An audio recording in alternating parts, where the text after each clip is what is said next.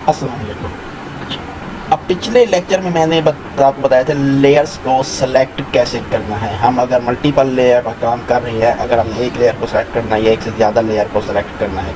अब इसमें मैं बताऊंगा लेयर का आर्डर किस तरह चेंज करना है, मसलन लेयर की मूवमेंट की किस तरह से करनी है। अगर आप ये लेयर्स 1 को टॉप पर लेकर आना चाहते हैं, जैसे आप इसकी थोड़ी ज़्यादा देख रहे, अब ये जो लेयर्स है, अब स्टार है ये इस लेयर के टॉप पर है। आप चाहते हैं नहीं ये जो बॉक्स है, बॉक्स बैकग्राउंड पे आए और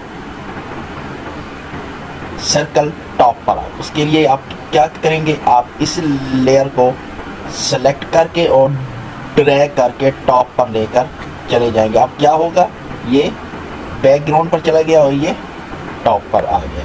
जैसे हमने इसे इस्तेमाल करने का मतलब बताया था, शिफ्ट आप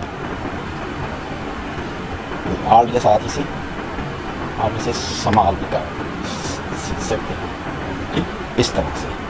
अगर आप कोई और लेयर्स बनाना चाहे, आप अगर चाहते हैं ये वाली जो लेयर्स हैं, ये इस लेयर्स को लोगों से नीचे आना चाहिए, इस लेयर को सिलेक्ट करके ड्रैग कर दें, ड्रैग करके यहाँ पे लोगों से नीचे लेकर आ जाए। आप इस तरह से आप लेयर्स की मूवमेंट, बस लेयर को अरेंज कर सकते हैं, बस लेयर का ऑर्डर चेंज कर सकते हैं। अब ये छोटा सा ही लेक्चर था।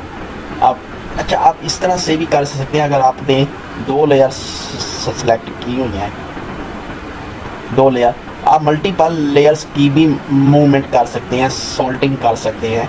इस लेयर को सिलेक्ट करके अगर आप टॉप पर लेकर आना चाहते हैं तो इसे टॉप पर आकर छोड़ दें, अब लोगो आ जाएगा नीचे। आप दोबारा इन्हें अगर ऊपर लेकर आना चाहते हैं, ये और ये लेयर सेलेक्ट कर दें या ये सेलेक्ट कर दें, इन्हें कर दें टॉप पर, तो ये टॉप पर आ जाएंगे। वैसे शेप को इसके ऊपर टॉप पर, इस तरह से आप लेयर की सोल्टिंग,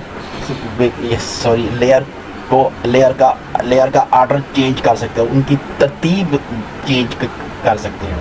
अब अगले लेक्चर में हम किसी और टॉपिक पर बात करेंगे।